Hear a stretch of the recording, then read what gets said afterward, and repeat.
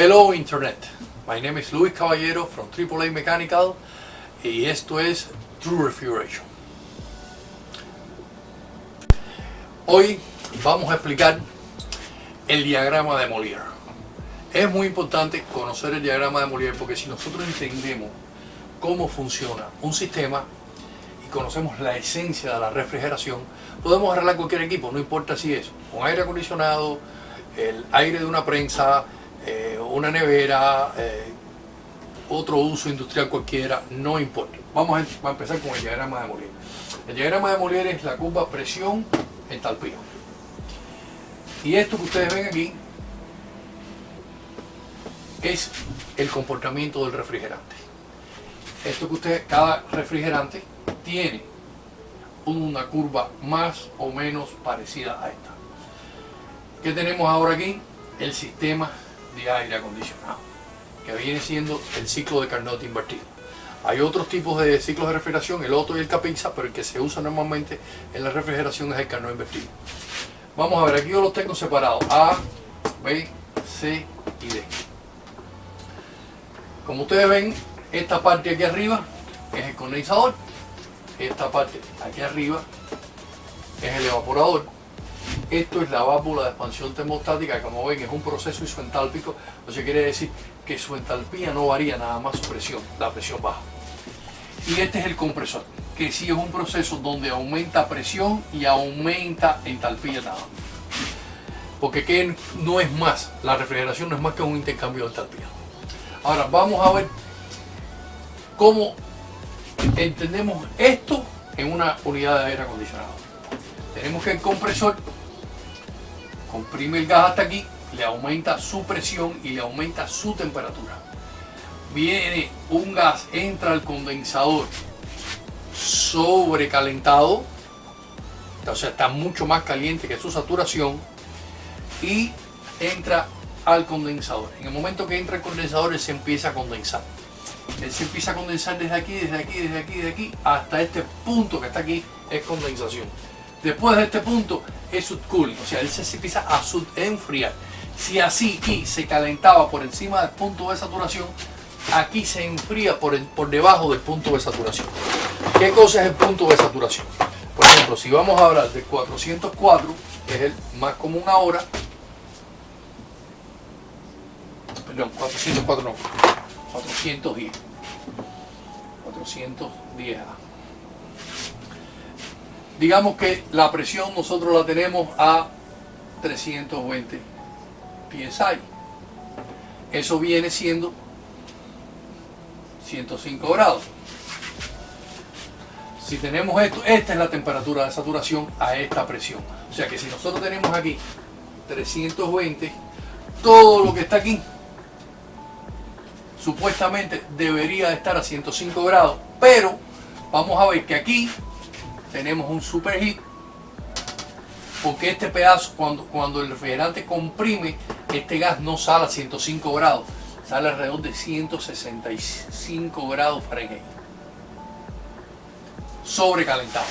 Empieza en el condensador, intercambiar con el aire, empieza a perder temperatura, perder temperatura, perder temperatura, y entonces cuando pasa de este punto, en este punto sigue perdiendo temperatura y a lo mejor lo tenemos a 95 grados Fahrenheit. Entonces este pedazo es el subcooling, este pedazo es el superheat a la salida del compresor, y este pedazo todo es el evaporador. Muchos evaporadores lo que tienen es un subcooling loop, o sea, cuando él termina aquí, él vuelve a meterse dentro del condensador y con el mismo aire que está circulando baja aquí. Llegamos a la válvula de expansión.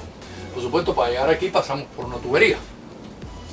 Esa tubería hay que calcularla. Ya enseñaremos bastante cómo calcular esa tubería. Pasa a través de la válvula y pierdes presión. No pierdes entalpía, es el mismo refrigerante. Y empezamos a evaporar el refrigerante. Ya en cuanto entra al evaporador, él se empieza a evaporar, se empieza a evaporar, se empieza a evaporar. Ya aquí se evaporó completo dentro del evaporador. Y este pedazo que ven aquí es superheat. Tiene que haber siempre un superheat para evitar que nos entre líquido al compresor. Y ese superheat, que se mide en dos puntos, Un punto es saliendo exactamente del evaporador y otro punto es entrando al compresor. El superheat saliendo de aquí debe estar en 10, 12 y el superheat entrando al compresor debe estar 20 a 30. Si las distancias son muy cortas y no tenemos eso, pues entonces tenemos que poner aditamentos. Un suction equilibrator, un heat exchange, cualquier cosa para evitar. ¿Por qué pasa esto? Porque aunque tengamos superheat, eso no quiere decir que no tengamos exactamente ningún líquido. Podemos tener líquido. Porque este superheat es un promedio de todos los tubings del evaporador. Entonces el evaporador de arriba, o sea, el tubo de arriba y el tubo de abajo, cuando se unen en el header, el tubo de abajo puede tener líquido y el tubo de arriba a lo mejor ya no lo tiene. Entonces teniendo un superheat de 10, lo que tenemos es un promedio. Por eso el Copeland recomienda que entrando al compresor debemos tener de 20 a 30 para estar seguro de que no haya ningún líquido ahí. Así es como funciona el diagrama de Morley. Como ustedes ven, esto que ustedes van a ver aquí abajo es lo que se llama refrigerant effect o efecto refrigerante. Esto es muy importante. Eso es el efecto refrigerante. Esto es realmente la parte que nosotros usamos para enfriar. ¿Qué determina el efecto refrigerante? Muy fácil, ahora aquí lo vamos a ver.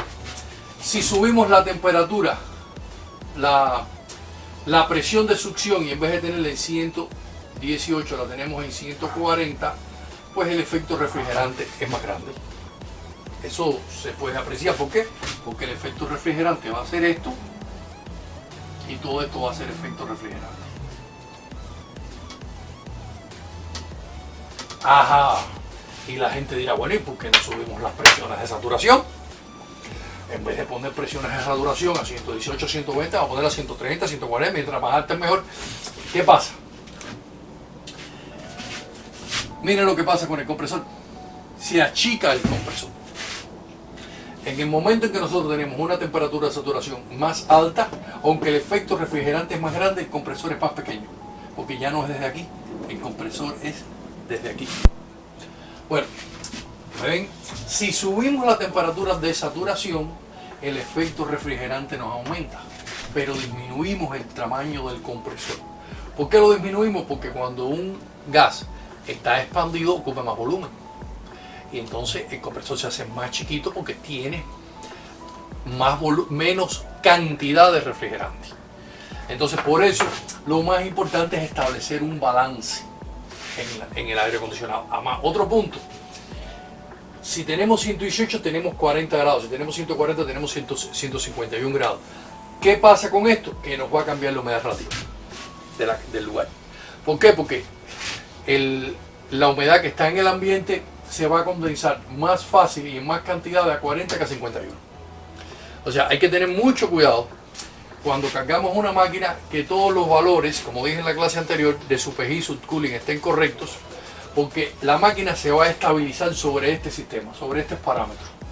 Condensador, evaporador, compresor, y esto es constante. Pero aquí varían las presiones. Entonces es importante cuando nosotros cargamos una máquina recordar cómo funciona el diagrama de Morley. Si tenemos una duda y las cosas no nos funcionan y sabemos cómo funcionan, sabemos cómo detectar el problema. Recuerden esto siempre, mayor presión no siempre es mejor, porque entonces tenemos cargado el ambiente de humedad. Y recuerden, a más humedad, más baja tiene que estar la temperatura para sentir confort. Y a más baja la humedad, con la temperatura más alta sientes el confort. Entonces hay gente que te dice, no, yo tengo que poner el aire en mi casa a 70, sí, porque a lo mejor la humedad de tu casa nunca está en 55 grados, en 55 humidity rate, no está en 55. Hay lugares que, por ejemplo, en mi casa, a 74 grados, la humedad está en 48, 47, entonces se siente muy fría. Por eso es importante, y vamos a verlo más adelante, qué cosa es el factor de calor sensible. Cuando nosotros vemos una máquina por ese número, factor de calor sensible, entonces nosotros sabemos cómo va a comportarse la unidad.